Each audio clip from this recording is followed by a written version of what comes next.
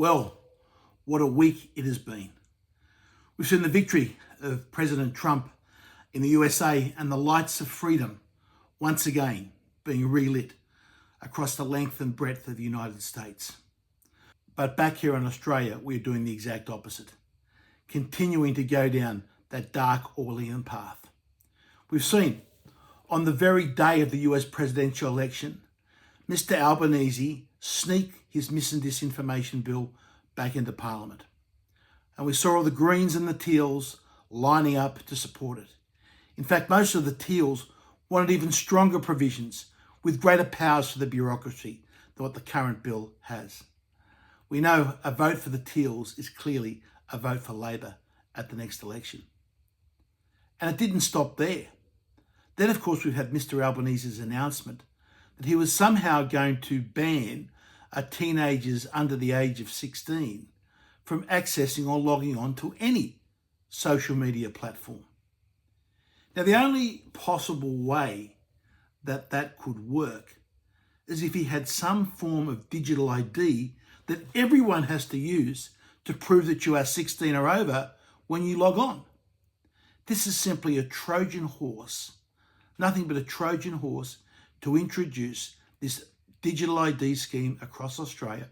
So anyone that wants to log on to X will have to go through their government-controlled or government-approved digital ID platform to prove that they're over 16 just to log on to X.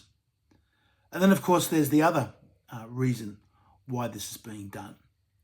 Clearly, the government wants to control the access of information to the under 16-year-olds. I heard some great stories over the past couple of days of kids tuning in to the US presidential results in their schoolroom, and when they heard that Donald Trump had won, letting out loud cheers were out across the schools of the nation, which was really encouraging. But what the government wants to do is to lock in this sort of leftist curriculum that they already have. That way, if kids can't log on to social media and they can't hear or listen to the likes of a Joe Rogan or a Jordan Peterson, then their single source of truth becomes what they hear in the classroom through a leftist infiltrated national curriculum in our Australian schools.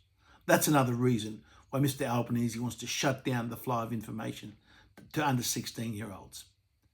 And surprisingly, we've got the Liberal Party here in Australia, the party that believes in individual freedoms, the party that should be standing up and saying, no, this is a parental responsibility, not a government responsibility.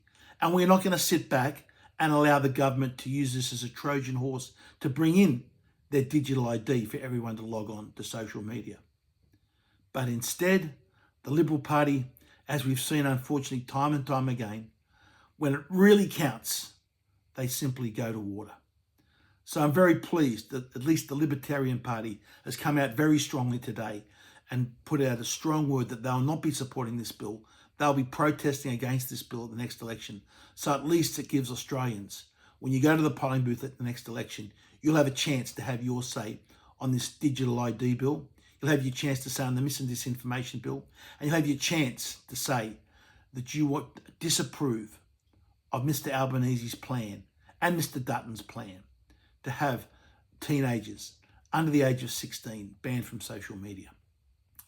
And of course, something very ironic about Mr. Albanese bringing this mis and disinformation bill into Parliament on the very day of the US presidential election is that that bill would not see the light of day in the United States of America because it would be unconstitutional under the First Amendment of their Constitution. But here in Australia, we don't have that Bill of Rights. We don't have those constitutional protections. So a government, like the Albanese government, can bring these bills in and enforce them upon the Australian people. The mis and disinformation bill is perhaps the greatest argument of why we need to amend our Constitution to insert an equivalent provision to the First Amendment of the USA, to put that into our Constitution and to ensure the protection of free speech in Australia.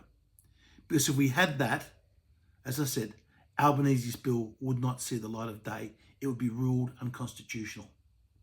As I said, the irony, on the very day of the US presidential elections, that's the day that Albanese depicts to bring this bill into the Australian Parliament that would be unconstitutional and would not see the light of day in the United States of America.